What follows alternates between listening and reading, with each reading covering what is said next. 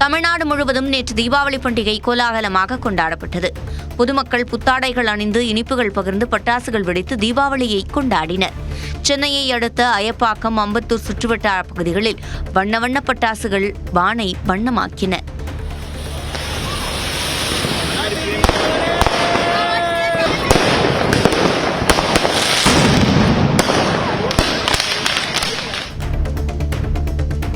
குட்டி ஜப்பான் என பெயர் பெற்ற சிவகாசி தீபாவளி கொண்டாட்டத்தினால் வண்ணமயமாக காட்சியளித்தது. நாடு முழுவதும் தீபாவளி களை கட்டிய நிலையில் பட்டாசு நகரமான சிவகாசியிலும் தீபாவளி உற்சாகமாக கொண்டாடப்பட்டது. வர்ணஜாலம் காட்டும் ஃபேன்சி ரக பட்டாசுகளை அதிகாலையில் வெடித்து மக்கள் மகிழ்ச்சியை வெளிப்படுத்தினர். இரவு வானை வண்ணங்களால் நிறைந்த காட்சிகள் கண்களுக்கு விருந்தளித்தது.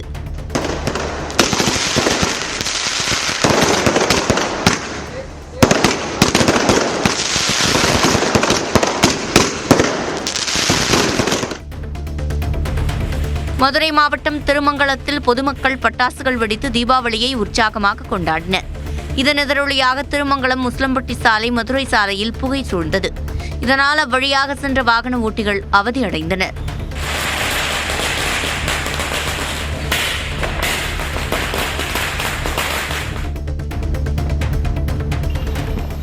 கோவை செல்வபுரம் பகுதியில் அடுக்குமாடி குடியிருப்பில் வசிக்கும் பொதுமக்கள் அனைவரும் ஒன்றாக இணைந்து பட்டாசு வெடித்து தீபாவளியை கொண்டாடினர்.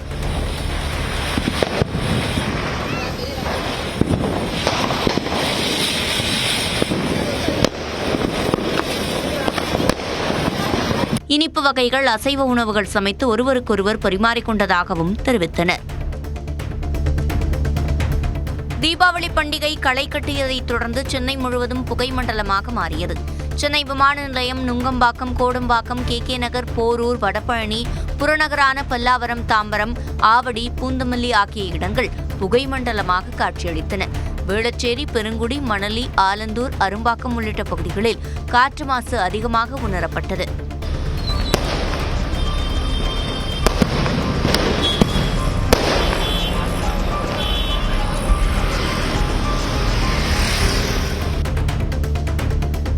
தீபாவளி பண்டிகை நாடு முழுவதும் நேற்று கோலாகலமாக கொண்டாடப்பட்டது. டெல்லியில் நிபந்தனைகளுடன் பசுமை பட்டாசு வெடிக்க உச்சநீதிமன்றம் அனுமதி அளித்த நிலையில் 7 ஆண்டுகளுக்கு பிறகு பட்டாசுகள் வெடித்து மக்கள் உற்சாகமாக தீபாவளியை கொண்டாடினர்.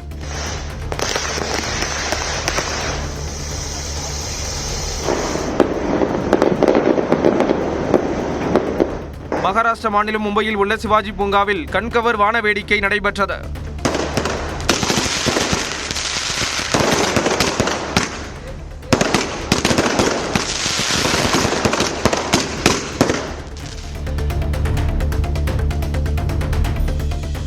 தீபாவளி பண்டிகையொட்டி அயோத்தி ராமர் கோயில் வண்ண மின் விளக்குகளால் மின்னியது. அதேபோல பஞ்சாப் மாநிலம் அமிர்தசரஸில் உள்ள பொற்கோவில் தகதகவென ஜொலித்தது. உத்தரகண்ட் மாநிலம் ஹரித்வாரில் கங்கை நதிக்கரை ஒளி வெள்ளத்தில் மிளிர்ந்தது.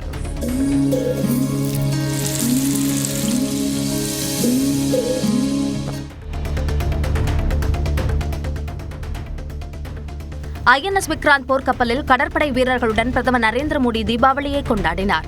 கோவா மற்றும் கர்நாடகாவின் கார்வார் கடற்பகுதியில் நிலைநிறுத்தப்பட்டுள்ள INS விக்ராந்த் கப்பலுக்கு ஞாயிற்றுக்கிழமை இரவே சென்ற பிரதமர் மோடிக்கு ராணுவ வீரர்கள் உற்சாக வரவேற்பு அளித்தனர்.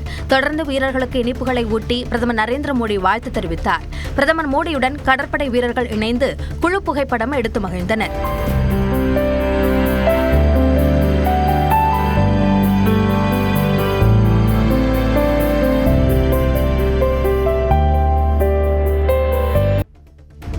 INS விக்ராந்த் போர்க்கப்பல் பாகிஸ்தானுக்கு தூக்கமில்லா இரவுகளை கொடுத்ததாக பிரதமர் நரேந்திர மோடி பெருமையுடன் கூறினார். INS விக்ராந்த் கப்பலில் கடற்படை வீரர்களுடன் தீபாவளியை கொண்டாடிய பிரதமர் நரேந்திர மோடி இந்திய கடற்படையின் வலிமையை வெகுவாக பாராட்டினார்.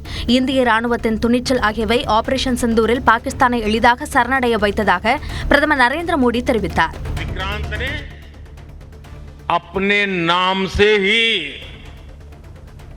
पूरे पाकिस्तान की रातों की नींद उड़ा दी थी। திருவாரூர் மாவட்டத்தில் காலை முதல் விட்டுவிட்டு கனமழை பெய்த நிலையில் இரவிலும் மழை வெளுத்து வாங்கியது. திருவாரூர், சேந்தமங்கலம், நன்னிலம், முடிகொண்டான், ஆண்டிப்பந்தல், மாங்குடி, மாப்பிள்ளைக்குப்பம் உள்ளிட்ட பல்வேறு பகுதிகளில் பலத்த காற்றுடன் பெய்த மழையால் குறுவை நெல் அறுவடை பணியில் ஈடுபட்டுள்ள விவசாயிகள் கவலையடைந்தனர்.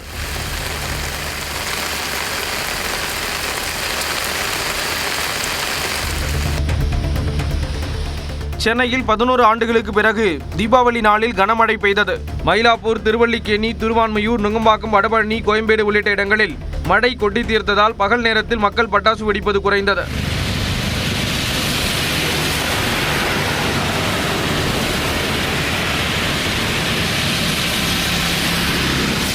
இதேபோல குரோம்பேட்டை, தாம்பரம், சோழிங்கநல்லூர் உள்ளிட்ட இடங்களிலும் திடீரென மழை வெளுத்து வாங்கியது.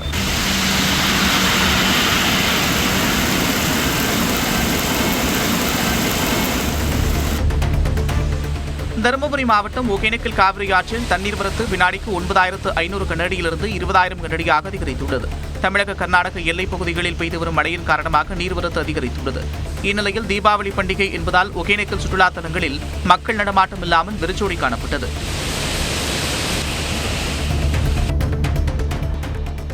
நடப்பாண்டில் மேட்டூர் அணை 7வது முறையாக நிரம்பியதை அடுத்து 8வது முறையாக 16 கண் மதகு வழியாக உபரி நீர் திறக்கப்பட்டது. நடப்பாண்டில் முதன்முறையாக ஜூன் 29ஆம் தேதி மாலை மேட்டூர் அணை முழு கொள்ளளவான 120 அடியை எட்டியதை அடுத்து உபரி நீர் திறக்கப்பட்டது. முன்னதாக செப்டம்பர் 9ஆம் தேதி திறக்கப்பட்டு செப்டம்பர் 10ஆம் தேதி நிறுத்தப்பட்டது.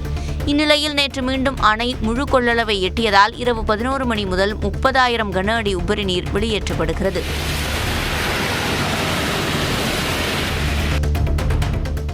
மொத்தம் 71 அடி உயரமுள்ள வைகை அணையின் நீர்மட்டம் 69 அடியை எட்டியுள்ளது. இதனால் தேனி, திண்டுக்கல், மதுரை, சிவகங்கை, ராமநாதபுரம் ஆகிய 5 மாவட்டங்களுக்கு 3ஆம் கட்ட வெள்ள அபாய எச்சரிக்கை விடுக்கப்பட்டுள்ளது. முன்னெச்சரிக்கை நடவடிக்கையாக வைகை அணையின் 7 பெரிய மதகுகள் வழியாக ஏறத்தாழ 4,000 கனஅடி நீர் வெளியேற்றப்பட்டு வருகிறது.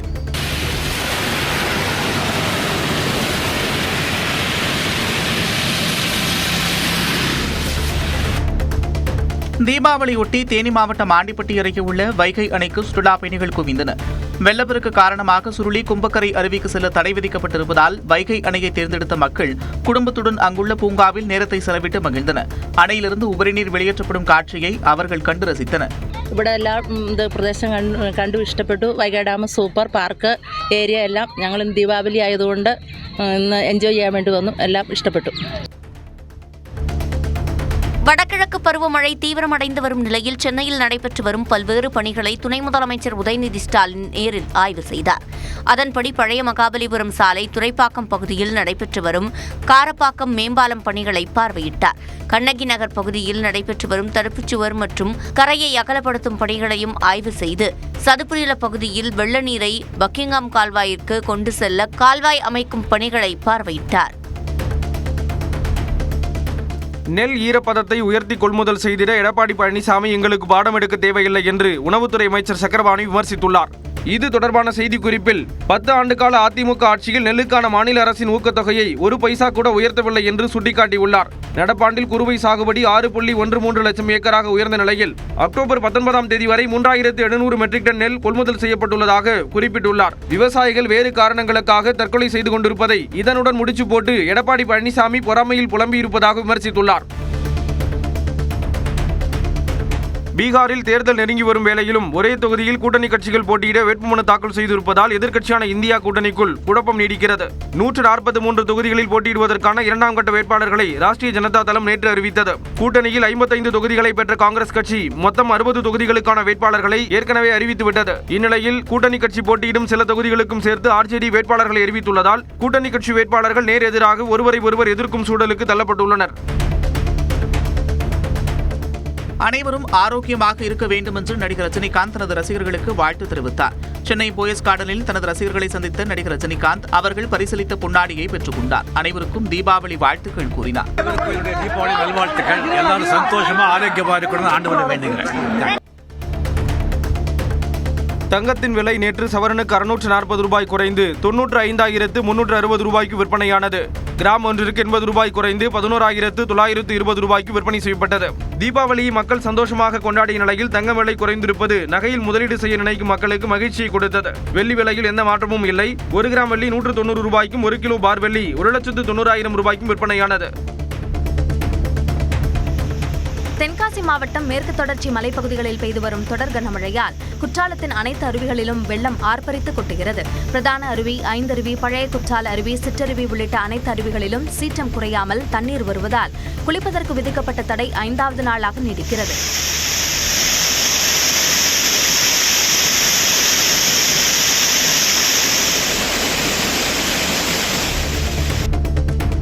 நீலகிரி மாவட்டம் கோத்தகிரியில் பெய்த கனமழையின் காரணமாக அடர்ந்த வனப்பகுதியில் உள்ள உயிலட்டி நீர்வீழ்ச்சியில் தண்ணீர் ஆர்ப்பரித்து கொட்டியது. இதனால் நீர்வீழ்ச்சிக்கு அருகே செல்ல பொதுமக்களுக்கு தடை விதிக்கப்பட்டது. மேலும் குன்னூர் மலைச்சாலையில் ஆங்காங்கே பல இடங்களில் நீர்வீழ்ச்சிகள் உருவாக்கின.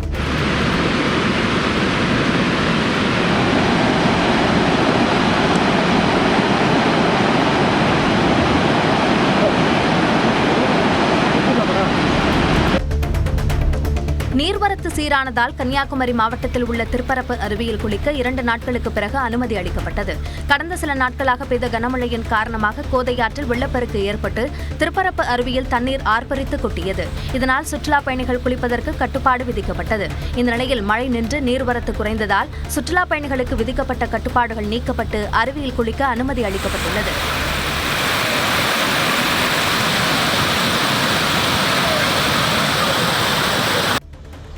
தொடர் மழை காரணமாக வாணியம்பாடி அருகே தமிழக ஆந்திர எல்லைப் பகுதியில் உள்ள புல்லூர் தடுப்பணை நிரம்பியது. அங்கிருந்து உபரிநீர் வெளியேறுவதால் பாலாற்றில் வெள்ளப்பெருக்கு ஏற்பட்டுள்ளது. இதனால் கரையோர மக்கள் பாதுகாப்பாக இருக்குமாறு திருப்பத்தூர் மாவட்ட நிர்வாகம் அறிவுறுத்தியுள்ளது.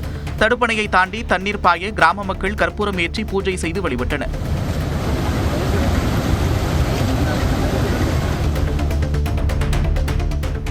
கடலூர் மாவட்டத்தில் 10 குடும்பங்களைச் சேர்ந்தவர்கள் ஒரே நேரத்தில் 10,000 வாலா பட்டாசுகளை இணைத்து 1,00,000 பட்டாசுகளாக வெடிக்க செய்தனர். பஜனை மட தெருவில் உள்ள 10 குடும்பத்தினர் ஒவ்வொருவரும் 10,000 சரவெடி பட்டாசுகளை வாங்கியுள்ளனர்.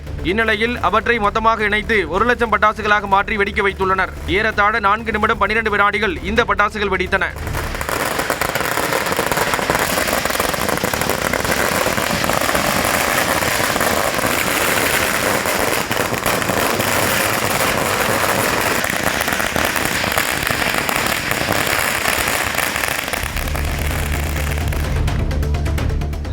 சில வட மாநிலங்களில் இன்று தீபாவளி கொண்டாடப்படும் நிலையில் திருப்பூரில் தங்கியிருக்கும் புலம்பெயர் தொழிலாளர்கள் நேற்று கடைவீதிகளில் பொருட்கள் வாங்க குவிந்தனர். சொந்த ஊர்களுக்கு செல்லாமல் இங்கு தங்கியிருக்கும் வடமாநில மக்கள் பண்டிகையை உற்சாகமாக கொண்டாடும் விதமாக பொருட்கள் வாங்க குவிந்ததால் கடைவீதிகளில் விற்பனை விறுவிறுப்பாக நடைபெற்றது.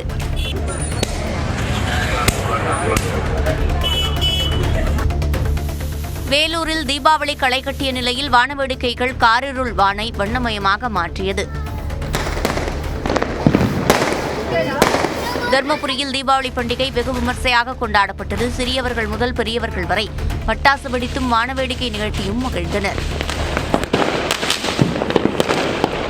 கரூர் மாவட்டம் மாயனூர், லாலாப்பேட்டை, குளித்தலை உள்ளிட்ட பல்வேறு பகுதிகளில் பொதுமக்கள் உற்சாகமாக பட்டாசுகள் வெடித்து தீபாவளியை கொண்டாடினர்.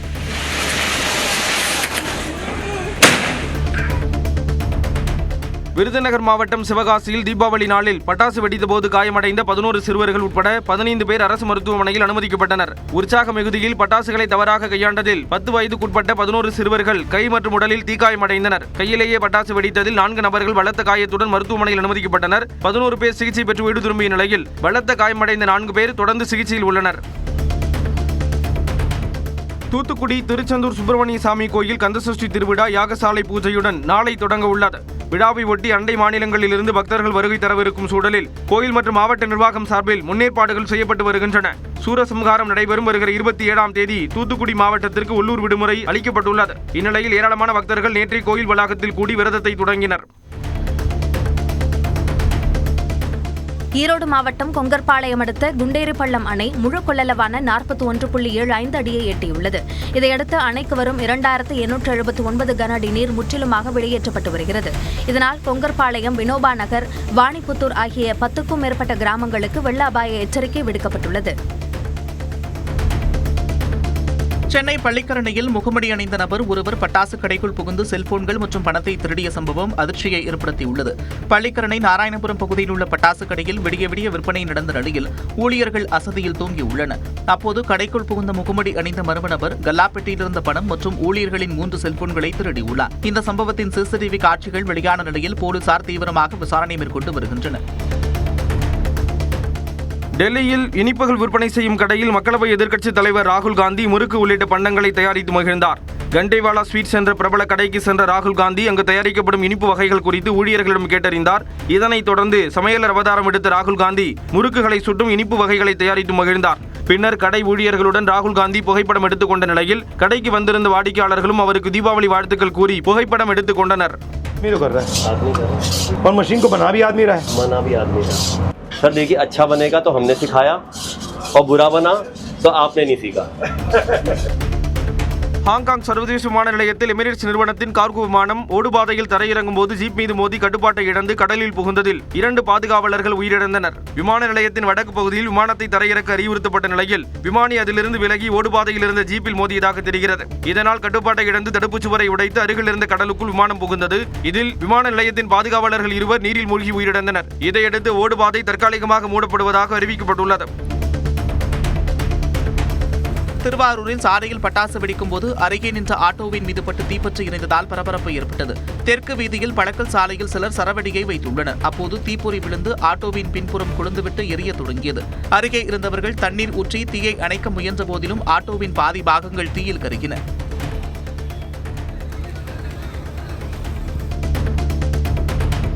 கோயம்புத்தூரில் 100 சவரன் பழைய தங்க நகைக்கு 50 லட்சம் ரூபாய் தருவதாக கூறி பணத்தை கொள்ளையடித்த 3 பேர் கைதாகியுள்ளனர். தேனியைச் சேர்ந்த விஜய், மதுரையைச் சேர்ந்த தர்மா என்பவரிடம் 100 சவரன் பழைய தங்க நகைக்கு 50 லட்சம் ரூபாய் தருவதாக கூறியுள்ளார். இதனை நம்பி கோவைக்கு 50 லட்சம் ரூபாய் எடுத்துச் சென்ற தர்மாவிடம் பணத்தை 6 பேர் கொண்ட கும்பல் பறித்து தப்பிச் சென்றது.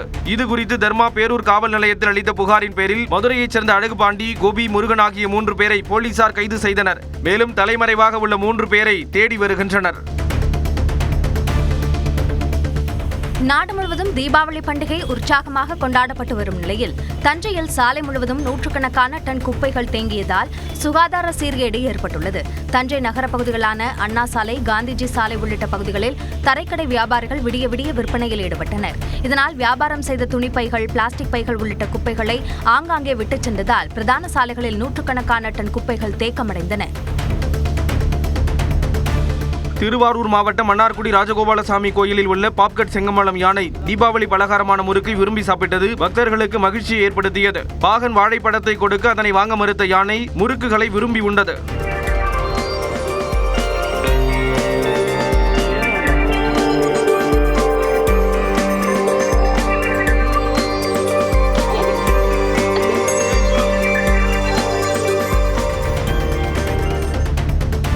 தீபாவளி பண்டிகையை முன்னிட்டு மயிலாடுதுறையில் உள்ள மாயூரநாதர் கோயில் யானைக்கு பக்தர் ஒருவர் 20,000 ரூபாய் மதிப்பிலான புத்தாடையை வழங்கினார். ஆண்டுதோறும் உபயதாரர்களின் உபயத்தில் யானைக்கு புத்தாடை அணிவிக்கப்பட்டு வருகிறது. அந்த வகையில் இந்த ஆண்டு தீபாவளி பண்டிகையை முன்னிட்டு திருவாரூரைச் சேர்ந்த விஜயபாஸ்கர் என்ற பக்தர் புத்தாடை மற்றும் நெத்திப்பட்டம் வழங்கினார். இதனிடையே மயிலாடுதுறை தர்மபுரம் ஆதீனத்தில் திருமடத்தின் யானை ஞானாம்பிகைக்கும் புத்தாடை அணிவிக்கப்பட்டு பலகாரங்கள் வழங்கப்பட்டன. தீபாவளி பண்டிகை மற்றும் தொடர் விடுமுறை காரணமாக பொள்ளாச்சி அடுத்த ஆழியாறு கவியருவி எனப்படும் குரங்கருவியில் ஏராளமான சுற்றுலா பயணிகள் குவிந்தனர். கோவை, திருப்பூர், ஈரோடு உள்ளிட்ட பல்வேறு மாவட்டங்களிலிருந்து மக்கள் கவியருவிக்கு வந்திருந்தனர். அவர்கள் சில்லென்று வரும் தண்ணீரில் ஆனந்தமாக குளித்து மகிழ்ந்தனர். தீபாவளி லீவுக்காக வால்பாறை போகிறதுக்காக வந்தோம். இப்போ மங்கி ஃபால்ஸில் இங்கே விளையாடுறதுக்காக வந்தோம். இங்கே நல்ல கிளைமேட்லாம் சில்லுன்னு இருக்குது. நல்லா தண்ணியெலாம் நல்லா வருது. ஜாலியாக விளையாண்டோம். கொடைக்கானலில் ஏரிச்சாலை, குறிஞ்சி நகர், வட்டக்கானல் உள்ளிட்ட பல்வேறு பகுதிகளில் கனமழை வெளுத்து வாங்கியது. 1 மணி நேரத்திற்கும் மேலாக நீடித்த மழையால் நட்சத்திர ஏரியில் உள்ள படகு சவாரி நிறுத்தப்பட்டது. கனமழை காரணமாக கொடைக்கானலில் கடும் குளிர் நிலவியது.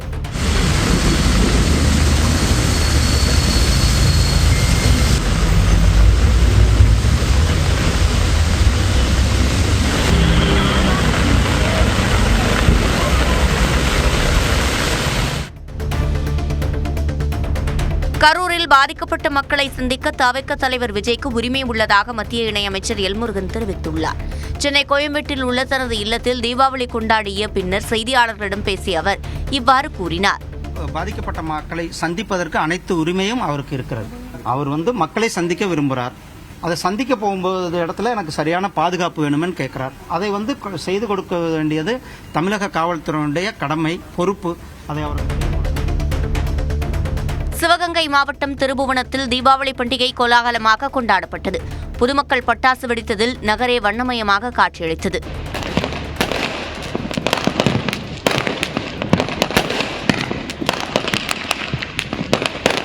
அதேபோல ஒசூரில் வான வேடிக்கைகள் கண்களை குளிர வைத்தன.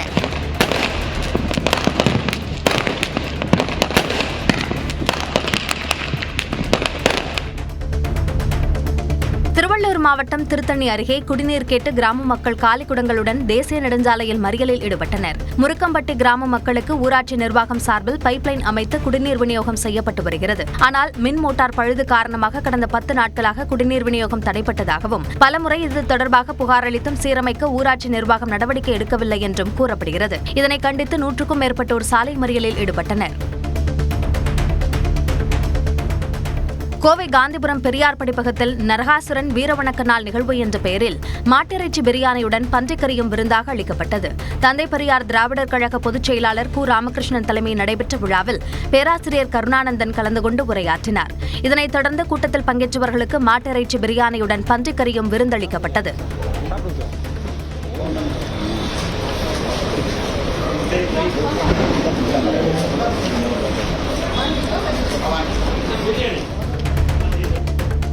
தீபாவளி பண்டிகை முன்னிட்டு நாகை மாவட்டம் வேளாங்கண்ணியில் குவிந்த சுற்றுலா பயணிகள் கடலில் உற்சாகமாக குளித்து மகிழ்ந்தனர். 4 நாட்கள் தொடர் விடுமுறையின் காரணமாக ஏராளமானோர் குடும்பத்துடன் நண்பர்களுடன் வேளாங்கண்ணிக்கு வந்துள்ளனர். அவர்கள் மாதா கோவிலில் பிரார்த்தனையை முடித்துக் கொண்டு கடற்கரையில் உற்சாகத்துடன் நேரத்தை கழித்தனர். மக்களை கவரும் வகையில் ஒட்டக சவாரி, லக்கி ரிங் உள்ளிட்ட பொழுதுபோக்கு அம்சங்கள் ஏற்படுத்தப்பட்டிருந்தன. பீஸ்ஃபுல்லா இருந்துச்சு. இந்த மாதிரி கடல்ல குளிக்கிறதுலாம் எங்களுக்கு ரொம்ப பிடிக்கும். நாங்க நல்லா என்ஜாய் பண்ணோம். கிருஷ்ணகிரி KRP அணைக்கான நீர்வரத்து 5000 கன அடியிலிருந்து 1200 கன அடியாக குறைந்தது. 52 அடி உயரம் கொண்ட அணையின் நீர்மட்டம் 49.6 அடியாக உள்ளது. நீர்வரத்து குறைந்ததால் சுற்றுலா பயணிகளுக்கு விதிக்கப்பட்டிருந்த தடை விலக்கிக் கொள்ளப்பட்டுள்ளது. ஓசூர் தேன்கனிக்கோட்டை சாலையில் அரசு பேருந்து பணிமனை அருகே சாலையோரத்தில் உள்ள மின்கம்பம் திடீரென முறிந்ததால் பரபரப்பு ஏற்பட்டது. சாலையில் சென்ற வாகன ஓட்டிகள் கடும் அதிர்ச்சியடைந்த நிலையில் மின் ஒயர்கள் சாலையில் விழுந்ததால் பொதுமக்கள் தடுப்பை ஏற்படுத்தினர். தகவல் அறிந்து விரைந்த மின்வாரிய ஊழியர்கள் மின்சாரத்தை துண்டித்து முறிந்த மின்கம்பத்தை அப்புறப்படுத்தி புதிய மின்கம்பத்தை நிறுவி உடனடியாக மின் இணைப்பையும் வழங்கினர். தூத்துக்குடி மாவட்டம் கோவில்பட்டி பல்லாக்கு சாலையில் தீப்பெட்டி ஆலை குடோனில் தீ விபத்தால் அப்பகுதியில் புகைமூட்டம் சூழ்ந்தது. அருகே வெடித்த பட்டாசின் தீப்பொறி குடோன் மீது விழுந்து தீப்பிடித்ததாக கூறப்படுகிறது. குடோனில் இருந்த ரசாயத்தில் உடனே தீப்பற்றி வேகமாக பரவிய நிலையில் குடோனின் பின்பக்க சுவற்றை தீயணைப்புத் துறையினர் உடைத்து போராடி தீயை அணைத்தனர்.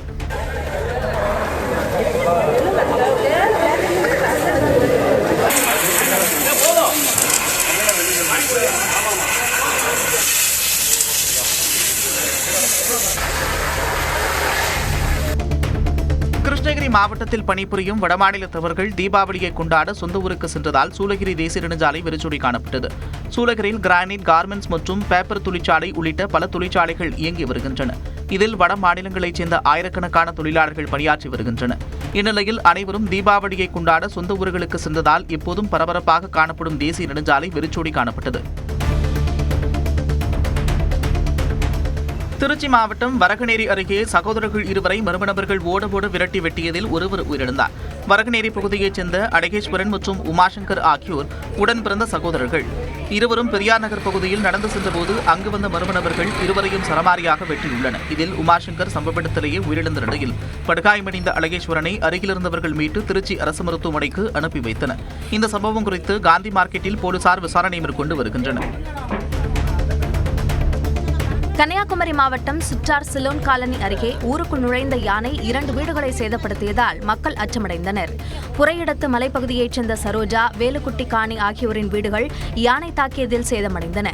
விளைபொருட்களையும் யானைகள் சேதப்படுத்திய நிலையில் வீடுகளில் இருந்தவர்கள் வெளியே தப்பியோடி உயிர் தப்பினர். நீலகிரி மாவட்டம் கூடலூர் பாடந்துறை கிராமத்தில் பழங்குடியின மக்கள் பாரம்பரிய இசையுடன் நடனமாடி தீபாவளியை கொண்டாடினர். வனவிலங்குகளுக்கு அச்சுறுத்தல் ஏற்படுத்தாதவாறு பட்டாசுகள் வெடிக்காமல் அனைத்து வயதினரும் குழுவாக நடனமாடி மகிழ்ந்தனர்.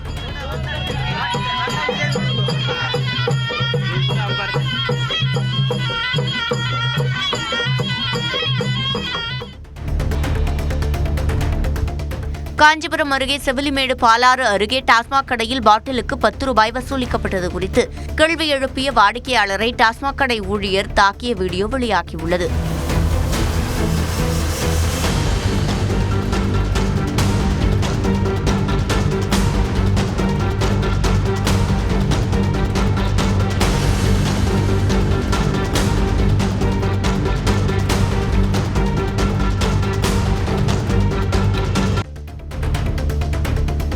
புதுச்சேரி எல்லைப்பிள்ளை சாவடி நூறடி சாலையில் கார் உதிரிபாக கடையில் தீ விபத்தால் பரபரப்பு ஏற்பட்டது. இரவில் கடையில் இருந்து புகை வெளியேறியதை அடுத்து அப்பகுதி மக்கள் தீயணைப்புத் துறையினருக்கு தகவல் தெரிவித்தனர். திடீரென தீப்பிடித்து எரிந்த நிலையில் தீயணைப்புத் துறையினர் புகைமூட்டத்தின் இடையே 1 மணி நேரம் போராடி தீயை அணைத்தனர். தீ விபத்துக்கான காரணம் குறித்து விசாரணை நடைபெற்று வருகிறது.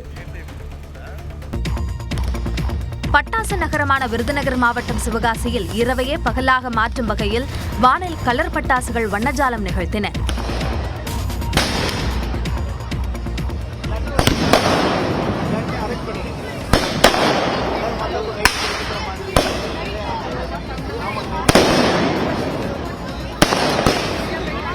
சென்னை அடுத்த அயப்பாக்கம், அம்பத்தூர் சுற்றுவட்டார பகுதிகளில் வண்ண வண்ண பட்டாசுகள் வானையே கலைவண்ணமாக்கின.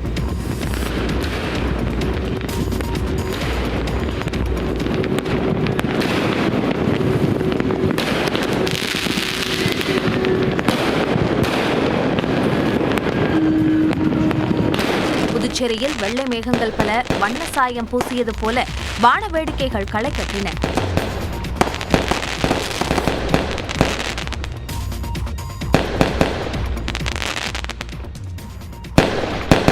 வேலூரில் பென்சில் மத்தாப்பு, பூத்தொட்டி, சங்கு சக்கரம் என சிறுவர்கள் முதல் பெரியவர்கள் வரை தரையில் கலைவண்ணம் காட்டினர். வண்ண வண்ண பட்டாசுகளை வெடித்து தீபாவளியை கோலாகலமாக மக்கள் கொண்டாடினர். சென்னையில் கண்கவர் பட்டாசுகளை வெடித்து மக்கள் தீபாவளியை கொண்டாடி மகிழ்ந்தனர். சென்னை மாநகர், வடபழனி, கோயம்பேடு, கீழ்ப்பாக்கம் உள்ளிட்ட பகுதிகளில் வசிக்கும் மக்கள் வான வேடிக்கை நிகழ்த்தி களைகட்டச் செய்தனர்.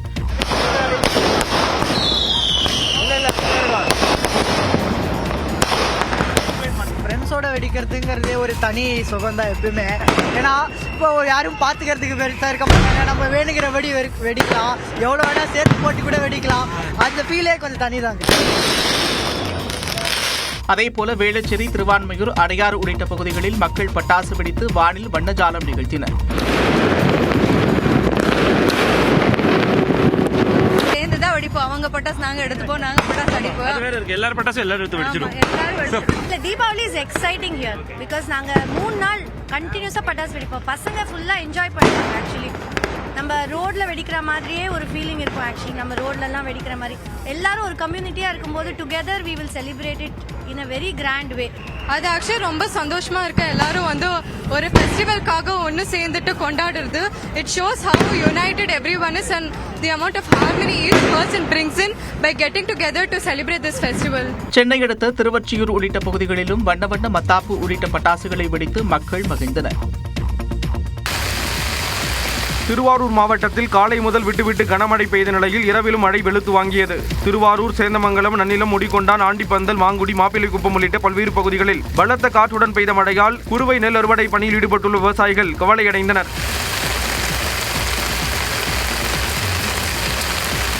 கொடைக்கானலில் நேற்றும் கனமழை நீடித்ததால் நட்சத்திர ஏரியில் படகு சவாரி நிறுத்தப்பட்டது.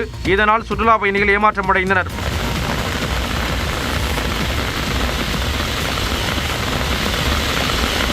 தூத்துக்குடி மாவட்டம் கோவில்பட்டி மற்றும் அதை சுற்றியுள்ள எட்டயபுரம், இனாமணியாச்சி, இலுப்பையூரணி உள்ளிட்ட இடங்களில் மழை பெய்தது.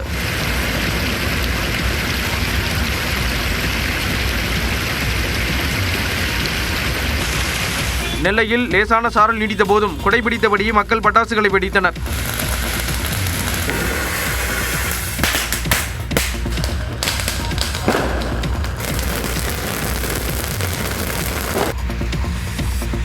தமிழ்நாட்டில் இன்று 7 மாவட்டங்களில் மிக கனமழைக்கும் சென்னையில் கனமழைக்கும் வாய்ப்புள்ளதாக வானிலை ஆய்வு மையம் கணித்துள்ளது. தென்கிழக்கு வங்கக்கடல் பகுதிகளில் இன்று காற்றழுத்த தாழ்வு பகுதி உருவாகக்கூடும் என்றும் இது நாளை காற்றழுத்த தாழ்வு மண்டலமாக வலுவடைய வாய்ப்புள்ளதாக வானிலை மையம் குறிப்பிட்டுள்ளது. இதன் காரணமாக ராமநாதபுரம், புதுக்கோட்டை, மயிலாடுதுறை ஆகிய மாவட்டங்களிலும் நாகை, திருவாரூர் மற்றும் தஞ்சாவூர் மாவட்டங்களிலும் இன்று மிக கனமழை பெய்யக்கூடும் என எச்சரித்துள்ளது. இதேபோல சென்னை, செங்கல்பட்டு, திருவள்ளூர், காஞ்சிபுரம் மாவட்டங்களிலும் விழுப்புரம், அரியலூர், பெரம்பலூர் ஆகிய மாவட்டங்களிலும் இன்று கனமழை பெய்ய வாய்ப்புள்ளதாக தெரிவித்துள்ளது. கன்னியாகுமரி, திருநெல்வேலி, தூத்துக்குடி, விருதுநகர் மாவட்டங்களிலும் சிவகங்கை, மதுரை, தேனி, திண்டுக்கல் ஆகிய மாவட்டங்களிலும் இன்று கனமழை நீடிக்கும் என குறிப்பிட்டுள்ளது. சென்னை, செங்கல்பட்டு, காஞ்சிபுரம், திருவள்ளூர் மாவட்டங்களில் நாளையும் நாளை மறுநாளும் மிக கனமழை பெய்யக்கூடும் என ஆரஞ்ச் அலர்ட் விடுக்கப்பட்டுள்ளது. இதேபோல ராணிப்பேட்டை மற்றும் வேலூர் ஆகிய மாவட்டங்களிலும் நாளையும் நாளை மறுநாளும் மிக கனமழைக்கு வாய்ப்புள்ளதாகவும் விழுப்புரம் மற்றும் திருவண்ணாமலை மாவட்டங்களில் நாளை மிக கனமழை பெய்யக்கூடும் என்றும் கணித்துள்ளது.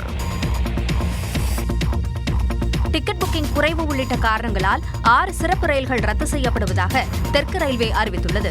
தீபாவளி பண்டிகையை கொண்டாட சொந்த ஊர்களுக்கு சென்றவர்கள் திரும்ப சிறப்பு ரயில்கள் இயக்குவது குறித்து அறிவிப்பு வெளியிடப்பட்டது. இந்த நிலையில் டிக்கெட் புக்கிங் குறைவு காரணமாக வரும் புதன்கிழமை சென்னை சென்ட்ரலில் இருந்து கோட்டயத்திற்கு செல்ல இருந்த சிறப்பு ரயில் ரத்து செய்யப்பட்டுள்ளது.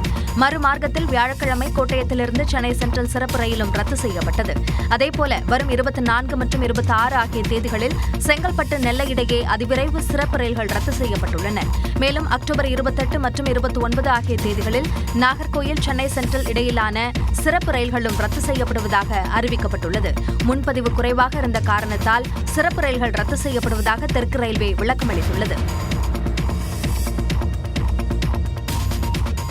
இனி தமிழ்நாட்டின் அரசியல் களத்தை பரபரப்பாக்கிய செய்திகளை டாப் 5 அரசியல் செய்திகள் பகுதியில் பார்க்கலாம். கரூரில் பாதிக்கப்பட்ட மக்களை சந்திக்க தவிக தலைவர் விஜய்க்கு உரிமை உள்ளதாக மத்திய இணையமைச்சர் எல் முருகன் தெரிவித்துள்ளார். சென்னை கோயம்பேட்டில் உள்ள தனது இல்லத்தில் கட்சித் தொண்டர்கள் மற்றும் ஆதரவாளர்களுடன் எல் முருகன் தீபாவளியை கொண்டாடினார்.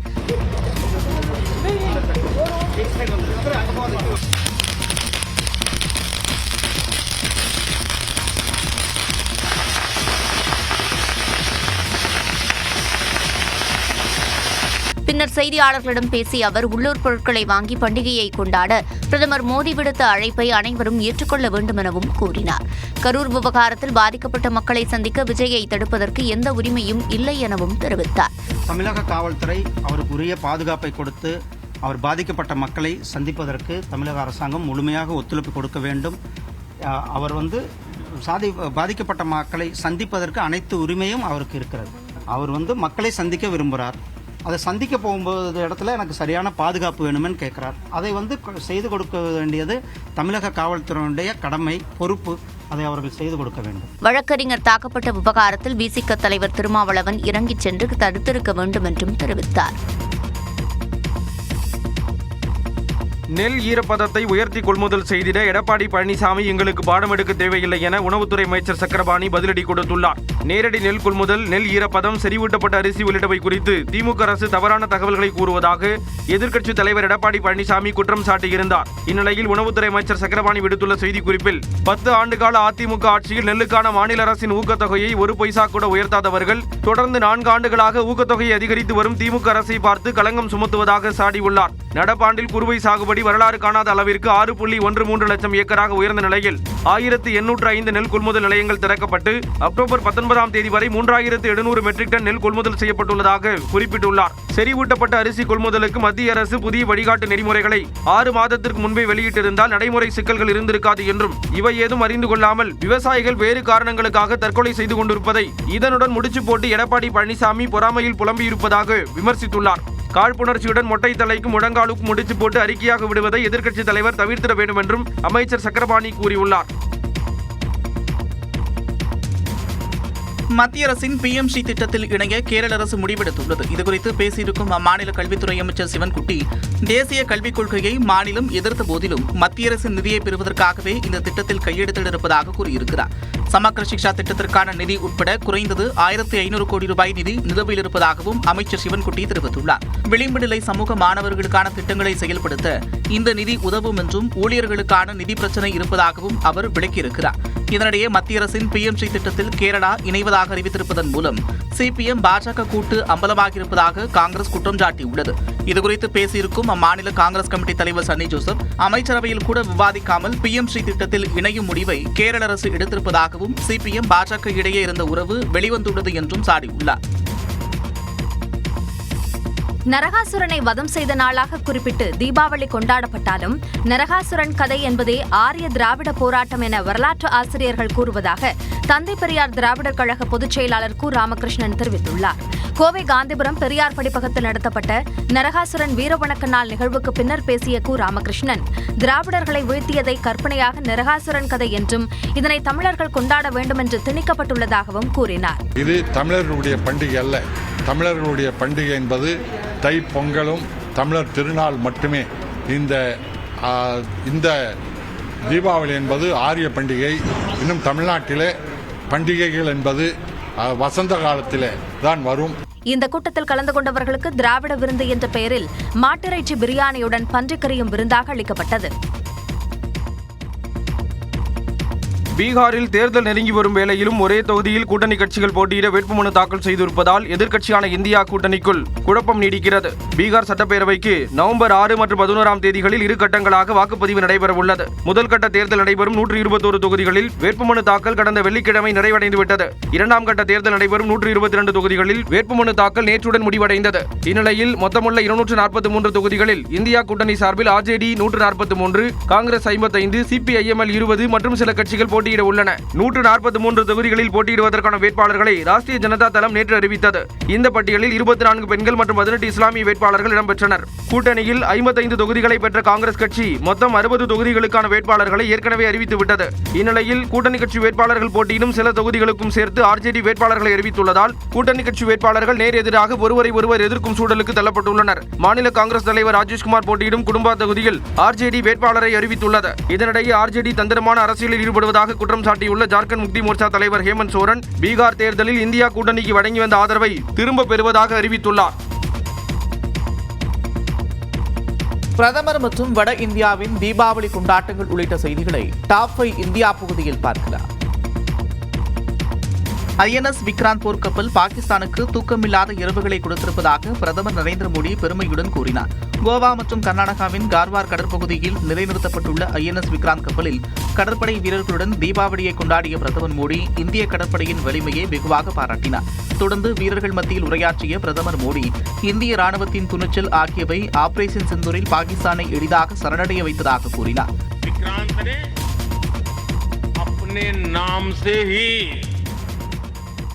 पूरे पाकिस्तान की रातों की नींद उड़ा दी थी. ஐஎன்எஸ் விக்ராந்த் கப்பல் பாகிஸ்தானுக்கு தூக்கமில்லாத இரவுகளை கொடுத்துள்ளதாக பிரதமர் மோடி தெரிவித்தார். जिसका नाम ही दुश्मन के साहस का अंत कर दे वो है INS விக்ராந்த். ஆண்டுதோறும் தீபாவளியை தனது குடும்பத்துடன் கொண்டாடுவது பழக்கமாகிவிட்டதாக கூறி ராணுவத்தினரை தனது குடும்பம் என்று பிரதமர் மோடி கூறினார்.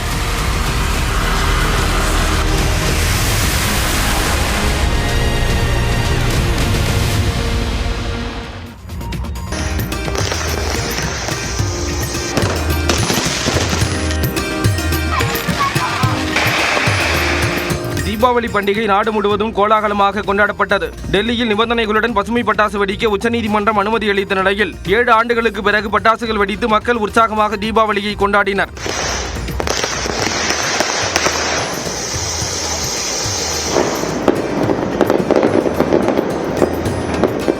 குஜராத் மாநிலம் அகமதாபாத்தில் தீபாவளி பண்டிகையை ஒட்டி முக்கிய சாலைகள் வண்ண விளக்குகளால் ஒளிர்ந்தன.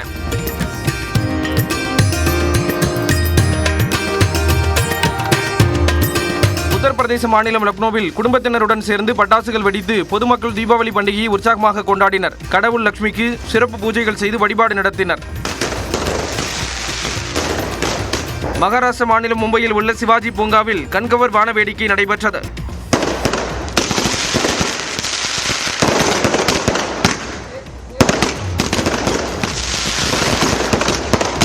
தெலுங்கானா மாநிலம் ஹைதராபாத்தில் மக்கள் பட்டாசு வெடித்து தீபாவளி பண்டிகையை குதூகலமாக கொண்டாடினர்.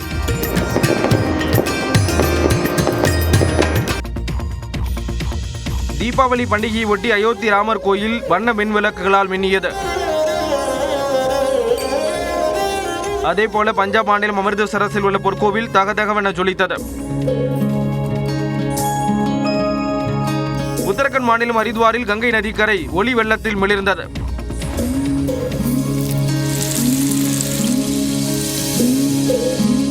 பீகாரில் சட்டப்பேரவை மற்றும் தலைமைச் செயலக கட்டிடங்கள் வண்ண மின் விளக்குகளால் ஒளிர்ந்தன.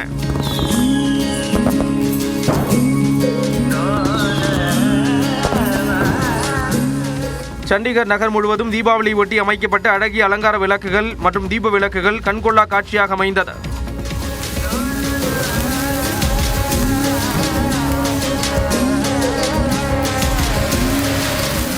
டெல்லி இந்தியா கேட் மற்றும் குதுப் மினார் போன்ற முக்கிய நினைவு சின்னங்களும் தீபாவளியை ஒட்டி ஒளிர்ந்தன.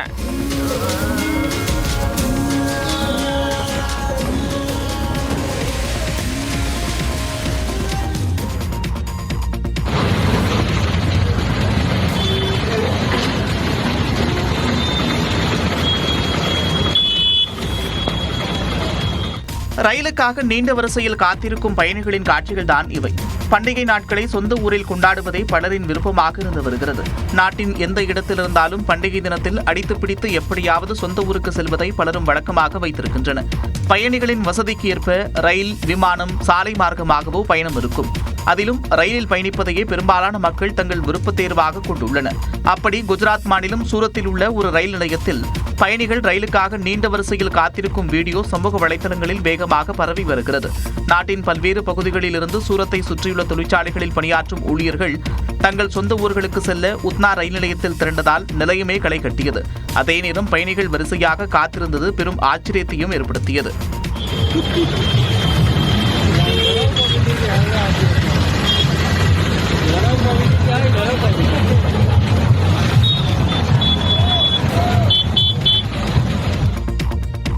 ஊழியரை தற்கொலைக்கு தூண்டியதாக ஓலா நிறுவனத்தின் தலைமை நிர்வாக அதிகாரி பவிஷ் அகர்வால் மீது பெங்களூரு போலீசார் வழக்கு பதிவு செய்துள்ளனர். கர்நாடக மாநிலம் பெங்களூருவில் உள்ள ஓலா அலுவலகத்தில் அரவிந்த் என்ற 38 வயது இளைஞர் மின்னணு பொறியாளராக பணியாற்றி வந்துள்ளார். 2022ஆம் ஆண்டு முதல் நிறுவனத்தில் பணியாற்றி வந்த அரவிந்திற்கு மூத்த அதிகாரிகள் கடுமையான வேலைபளு அளித்திருப்பதும் சம்பளம் கூட வழங்காமல் இழுத்தடித்திருப்பதும் தெரிய வந்தது. இதனால் கடுமையான மன உளைச்சலில் இருந்த அரவிந்த் கடந்த மாதம் 28ஆம் தேதி வீட்டில் தற்கொலை செய்து கொண்டார். இதைத் தொடர்ந்து 2 நாட்கள் கழித்து அரவிந்தின் வங்கி கணக்கிற்கு ஓலா நிறுவனத்திடமிருந்து சுமார் 18 லட்சம் ரூபாய் வரவு வைக்கப்பட்டுள்ளது. இதனால் சந்தேகமடைந்த குடும்பத்தினர் அவரது அறையை சோதனை செய்தபோது 28 பக்க தற்கொலை குறிப்பை கண்டறிந்தனர். அதில் தனது தற்கொலைக்கு சிஇஓ பவிஷ் அகர்வால் மற்றும் உயர் அதிகாரி சுப்ரதா குமார் ஆகியோர்தான் காரணம் என குறிப்பிட்டிருந்தார். இந்த கடிதத்தின் அடிப்படையில் அரவிந்தின் சகோதரர் பெங்களூரு காவல்துறையில் புகார் அளித்தார். அதன் பேரில் ஓலா நிறுவன சிஇஓ பவிஷ் அகர்வால் மீது 2 பிரிவுகளில் வழக்கு பதிவு செய்து போலீசார் விசாரித்து வருகின்றனர். மூத்த அதிகாரி சுப்ரதா குமார் மற்றும் ஓலா நிறுவனம் மீது வழக்கு பதிவு செய்யப்பட்டுள்ளது. சீனாவுக்கான வரி குறித்த ட்ரம்பின் பேட்டி, ஹாங்காங் விமான விபத்து உள்ளிட்ட செய்திகளை டாப் 5 உலகம் பகுதியில் பார்க்கலாம். சீனாவுடன் நியாயமான வர்த்தக ஒப்பந்தத்தை எதிர்பார்ப்பதாக கூறியுள்ள அமெரிக்க அதிபர் ட்ரம்ப் விரைவில் சீன அதிபரை சந்திக்க இருப்பதாக தெரிவித்துள்ளார். வாஷிங்டன் டிசியில் உள்ள வெள்ளை மாளிகையில் செய்தியாளர்களிடம் பேசிய ட்ரம்ப் சீனாவுக்கும் தங்களுக்கும் சிறந்த உறவு இருப்பதாக தெரிவித்தார். சீனா வரும்படி தனக்கு அழைப்பு விடுக்கப்பட்டிருப்பதாக கூறிய அவர் அடுத்த ஆண்டு சீனா செல்ல திட்டமிட்டுள்ளதாக கூறினார். இதனிடையே அமெரிக்காவிற்கு சீனா 55% அளவிற்கு அதிகப்படியான வரி செலுத்துவதை குறிப்பிட்டும் பேசினார். 55% and a potential 155% come November 1st unless we make a deal. And I'm meeting with President Xi. We have a very good relationship. We're going to be meeting in South Korea in a couple of weeks. இதனிடையே ரஷ்யாவுடனான போரில் Ukraine வெற்றி பெறும் என நம்பவில்லை எனவும் ஆனால் போரில் எதுவும் நடக்க வாய்ப்புள்ளதாகவும் கூறினார். மேலும் ஹமாஸ் நல்லவிதமாக போர் நிறுத்தத்தை கடைபிடிக்காவிட்டால் அவர்கள் அழிக்கப்படுவார்கள் என்று எச்சரித்தார். ஹாங்காங் சர்வதேச விமான நிலையத்தில் தரையிறங்கும் போது சரக்கு விமானம் ஓடுபாதையில் இருந்து விலகி கடலுக்குள் விழுந்த விபத்தில் 2 பேர் உயிரிழந்தனர். சீனாவில் உள்ள ஹாங்காங் சர்வதேச விமான நிலையத்தில் துபாயில் இருந்து வந்த சரக்கு விமானம் தரையிறங்கும் போது விபத்தில் சிக்கியது. விமானம் ஓடுபாதையில் இருந்து கடலில் விழுந்து நொறுங்கியது. விபத்தில் சிக்கிய விமானம் எமிரேட்ஸ் விமான நிறுவனத்திற்கு சொந்தமானது என தெரிய வந்துள்ளது. மேலும் விமானத்தில் இருந்த 4 பேர் பத்திரமாக மீட்கப்பட்டனர். போயிங் 747 சரக்கு விமானம் விபத்தில் சிக்கியதற்கான காரணம் குறித்து விசாரணை நடைபெற்று வருகிறது. இந்த சம்பவத்தில் விமானம் தரையிறங்கும் போது அருகில் இருந்த வாகனத்தை மோதியதில் அதிலிருந்த 2 உயிரிழந்ததாக உள்ளூர் காவலர்கள் தெரிவித்துள்ளனர். இந்த விபத்தால் 11 சரக்கு விமான சேவைகள் ரத்து செய்யப்பட்டுள்ளன.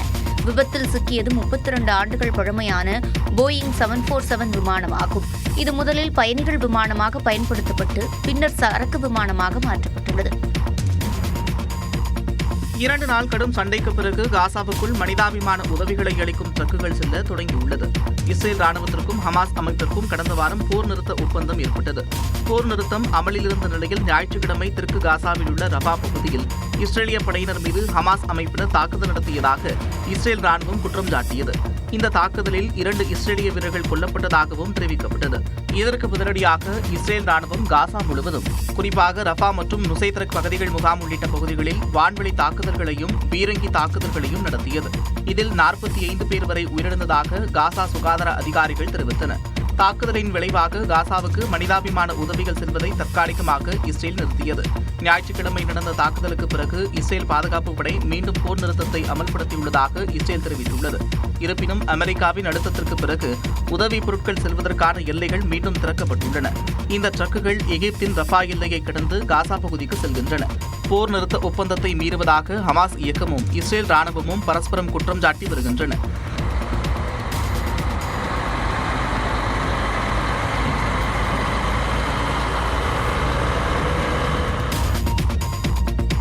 அமெரிக்க அதிபர் டொனால்டு ட்ரம்ப் கனவு கண்டுகொண்டே இருக்க வேண்டியதுதான் என ஈரானின் உச்ச தலைவர் அயதுல்லா அலி கமேனி கிண்டல் அடித்துள்ளார். ஈரானின் அணுசக்தி மையங்களை அமெரிக்க விமானங்கள் தகர்த்து விட்டதாக ட்ரம்ப் பெருமையாக கூறி வருவதாகவும், நல்லது கனவு காணுங்கள் என்றும் கமேனி தெரிவித்துள்ளார். மேலும் ஒரு நாட்டில் அணுசக்தி உற்பத்தி செய்ய வேண்டுமா வேண்டாமா என்று சொல்வதற்கு அமெரிக்காவிற்கு எந்த உரிமையும் இல்லை என்றும் அவர் காட்டமாக தெரிவித்துள்ளார். ட்ரம்பின் காசா சமாதான முயற்சி குறித்தும் கமேனி விமர்சித்துள்ளார். மனச்சோர்வடைந்த சியோனிஸ்டுகளை உற்சாகப்படுத்தவே ட்ரம்ப் ஆக்கிரமிக்கப்பட்ட பாலஸ்தீனத்திற்கு சென்றதாகவும் குறிப்பிட்டுள்ளார். காசா அமைதி திட்டத்தை அவர் ஒரு வெற்று பேச்சு என்று நிராகரித்ததுடன் இஸ்ரேல் ஹமாஸ் போரில் இஸ்ரேல் அடைந்த தோல்வி அவர்களுக்கு நம்ப முடியாத அளவுக்கு இருந்தது என்றும் கமேனி குறிப்பிட்டுள்ளார்.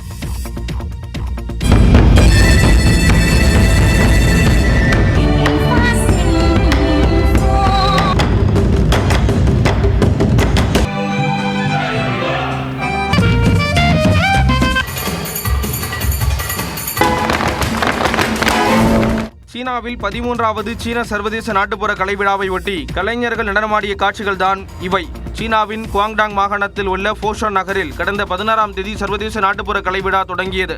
இதில் 5 கண்டங்களில் இருந்து 13 நாடுகளைச் சேர்ந்த கலைக்குழுக்கள் பங்கேற்றுள்ளன. மலைகள் மற்றும் கடல்கள் கடந்து எதிர்காலத்திற்காக ஒன்றிணைதல் என்ற கருப்பொருளுடன் விழா நடைபெறுகிறது.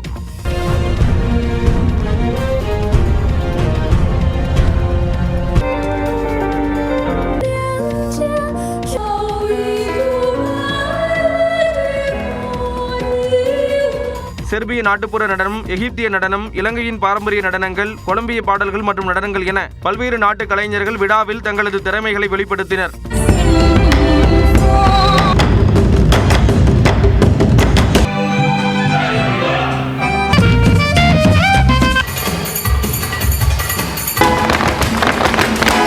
சீனாவின் மாநில கவுன்சிலால் அங்கீகரிக்கப்பட்ட இந்த சர்வதேச கலை பரிமாற்ற நிகழ்வு 1990ஆம் ஆண்டு தொடங்கப்பட்டு 3 ஆண்டுகளுக்கு ஒரு முறை நடத்தப்படுகிறது. நட்பு மற்றும் அமைதியை மேம்படுத்தும் நோக்கத்துடன் இந்த கலை விழா கொண்டாடப்படுகிறது. இனி டாப் 25 செய்திகளில் பல்சுவை செய்திகளை பார்க்கிறார். அனைவரும் ஆரோக்கியமாக இருக்க வேண்டும் என நடிகர் ரஜினிகாந்த் தனது ரசிகர்களுக்கு வாழ்த்து தெரிவித்தார். பொங்கல், தீபாவளி போன்ற விசேஷ நாட்களில் நடிகர் ரஜினிகாந்த் சென்னை போயஸ் கார்டனில் தனது ரசிகர்களை சந்திப்பது வழக்கம். அந்த வகையில் தீபாவளி நாளில் போயஸ் கார்டனில் உள்ள இல்லம் முன்பு கூடியிருந்த ரசிகர்களை ரஜினிகாந்த் சந்தித்தார். இருகரம் கூப்பியும் கையசைத்தும் வாழ்த்தினார்.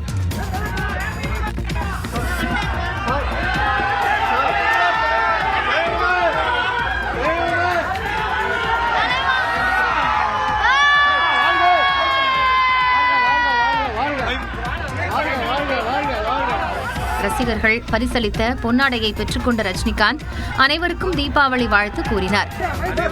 தீபாவளி நல்வாழ்த்துக்கள். எல்லாரும் சந்தோஷமா ஆரோக்கியமா இருக்கணும் ஆண்டவனை வேண்டுகிறேன். ரஜினியை சந்தித்ததில் பெருமகிழ்ச்சி என ரசிகர்கள் தெரிவித்தனர். அவரை பார்த்தாலே இன்னைக்கு தீபாவளி எங்களுக்கு சரவெடிதான். தீபாவளி வாழ்த்துக்கள் சொன்னாரா? நீங்களா சொன்னீங்களா? எங்களுக்கு பார்த்த இதுல என்ன சொல்லணும்னு தெரியல எங்களுக்கு. நான் ரஜினி சாரை பார்த்த உடனே எனக்கு ரொம்ப ஹாப்பி ஆயிட்டேன்.